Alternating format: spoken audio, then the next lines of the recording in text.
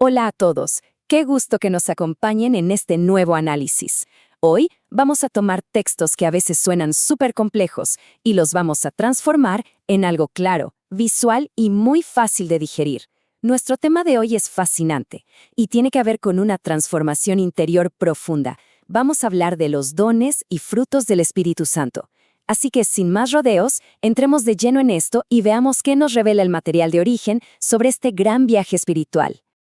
Para arrancar, el texto nos regala una imagen visual absolutamente poderosa. Citando a San Cirilo de Jerusalén, exactamente en su Catequesis 16 sobre el Espíritu Santo, numeral 1, vemos una comparación brillante. Él nos dice básicamente que imaginen estar en una habitación totalmente a oscuras. De repente, sale el sol e ilumina todo para que nuestros ojos físicos puedan ver. Bueno, pues asimismo actúa el Espíritu Santo. Ilumina el alma y nuestro entendimiento. De pronto, todo hace clic y podemos ver con claridad cosas que antes ni siquiera notábamos. Nuestra hoja de ruta para hoy es súper sencilla y consta de 5 pasos. Primero, el protagonista de la vida. Segundo, la analogía del viento. Tercero, vamos a desglosar los 7 dones.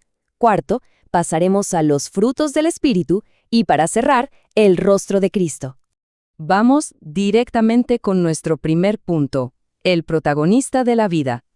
A ver, en cualquier buena historia siempre hay un personaje principal, ¿verdad?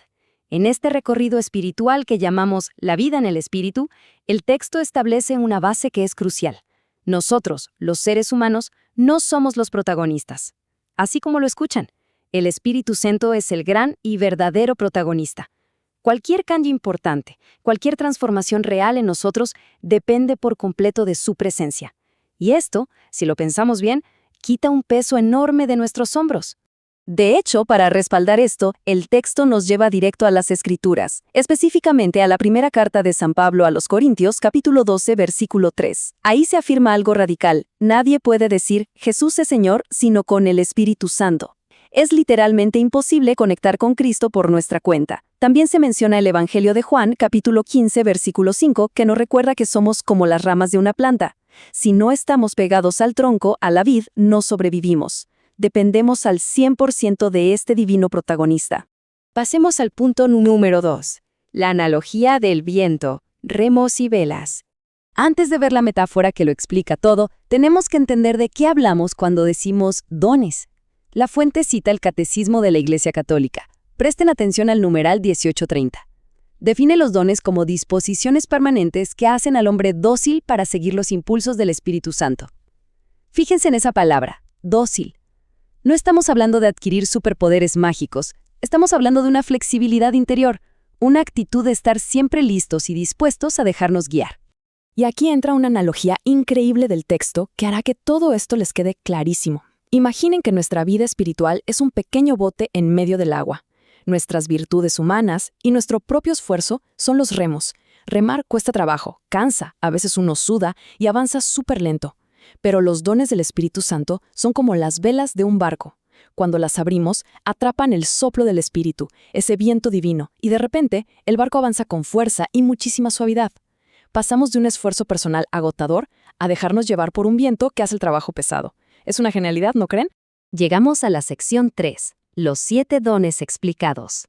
Bueno, vamos a ver cuáles son exactamente esas velas que podemos izar en nuestro bote. El texto nos dice que son 7 en total. Es una lista súper antigua que viene directo de la Biblia, del libro del profeta Isaías, capítulo 11, versículos 2 y 3. Pero claro, la idea hoy es aterrizar esto. Vamos a traducir qué significan estas palabras en la vida diaria con ejemplos bien sencillos, porque no hace falta ser un teólogo experto para vivir todo esto. A ver, analicemos los primeros 4. Primero, la sabiduría. Olvídense de saber mucha historia o matemáticas. Esto es simplemente ponerse los lentes de Dios para ver la realidad y valorar las cosas como Él lo haría. Segundo, el entendimiento, que es como tener la mente clara para captar cosas espirituales súper profundas, pero de forma muy sencilla. El tercero es el consejo. Piensen en esto como esa vocecita o intuición clara que te dice exactamente qué decisión tomar o qué mensaje de texto enviarle a ese amigo que está pasando por un mal momento. Y el cuarto es la fortaleza. Esta vela es fundamental. Es tener la resistencia, esa garra interior para no tirar la toalla cuando la vida se pone realmente difícil. Los últimos 3 son igual de impresionantes. La ciencia, que aquí no tiene nada que ver con un laboratorio de química, sino con la capacidad de descubrir a Dios en un atardecer, en la naturaleza, en las cosas creadas. Luego está la piedad. Este don cambia las reglas del juego, porque dejamos de ver a Dios como un jefe exigente y distante, y pasamos a tratarlo con la confianza y el cariño con el que un hijo trata a un papá amoroso. Y por último, el temor de Dios. Y ojo aquí, el texto es súper claro. Esto no es tenerle pánico ni terror a Dios, para nada. Es algo que llaman delicadeza amorosa. Es como cuando quieres tanto a alguien que tienes un deseo inmenso de jamás lastimarlo ni ofenderlo. Es puro respeto nacido del amor. Vamos al punto número 4. Los frutos del Espíritu. Los resultados. Bien, ya tenemos el bote, ya abrimos las velas y atrapamos el viento. Ahora la gran pregunta es, ¿hacia dónde vamos? ¿Cuál es el resultado de todo este viaje? Si nos dejamos llevar por ese viento divino, ¿qué es lo que la gente nota en nosotros? ¿Qué cambia realmente? La respuesta está en esta sección que el texto llama los frutos del Espíritu Santo. Básicamente, cuando le abrimos la puerta a esta acción en nuestro interior, empiezan a brotar cosas increíbles. Los frutos son simplemente eso, la evidencia externa. Son los efectos totalmente visibles y naturales que florecen en la personalidad y en el comportamiento de alguien que está siendo guiado por ese viento. Es como la gran cosecha de todo el viaje espiritual. Para darnos la lista exacta, el texto vuelve a las Escrituras. En la carta a los Gálatas, capítulo 5, versículos del 22 al 23, San Pablo nos regala la lista original de estos 9 frutos: amor, alegría, paz, paciencia, afabilidad, bondad, fidelidad, mansedumbre y dominio de sí. Imagínense por un segundo interactuar con una persona que irradie todas estas cualidades pacíficas todo el tiempo. Suena increíble, ¿no? Bueno, esa es exactamente la prueba física de que las velas están bien arriba y atrapando el viento.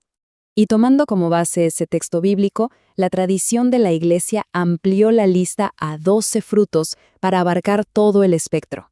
Se añaden detalles muy bonitos, por ejemplo, la longanimidad, que básicamente es tener paciencia en las cosas a largo plazo, no desesperarse con el tiempo.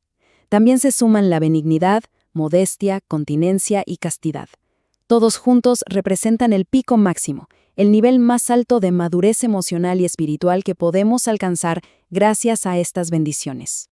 Finalmente, llegamos a nuestra sección número 5, el rostro de Cristo. La culminación. Todo esto que hemos hablado aterriza en una idea simplemente espectacular. El material usa una metáfora casi poética. Llama al Espíritu Santo el dibujante divino. Imagínense a un artista súper talentoso, un maestro, trabajando frente a un lienzo en blanco. Bueno, ese lienzo es el alma de cada persona. Él está haciendo trazos sutiles, pero con un propósito clarísimo. La pregunta es, ¿qué es exactamente lo que está dibujando este artista en nosotros? La respuesta definitiva y el objetivo de izar esas velas y cosechar esos frutos es trazar un rostro muy específico en nosotros. Escuchen esta cita tremenda de San Cirilo de Alejandría, en su obra Tesaurus, numeral 34. Únicamente por el Espíritu se ha formado Cristo en nosotros, y en nosotros graba de algún modo sus propios rasgos. En pocas palabras, el artista divino usa todos estos dones para esculpir y tallar en nuestro comportamiento, en nuestra vida diaria, los mismísimos rasgos de Cristo. Nos transforma desde adentro para reflejar la belleza divina. Esta revelación final nos deja reflexionando profundamente. Si todo esto es real, si este viento divino nos empuja sin ese agotamiento de remar solos, dándonos paz y esculpiendo pura belleza en nuestro carácter, la única pregunta que nos queda por hacernos el día de hoy es: ¿tenemos nuestras velas izadas y listas para atrapar este viento? Ojalá que esta explicación paso a paso haya encendido su curiosidad y las ganas de seguir profundizando en todo este universo. Ha sido un gusto enorme compartir este análisis y nos vemos en la próxima exploración.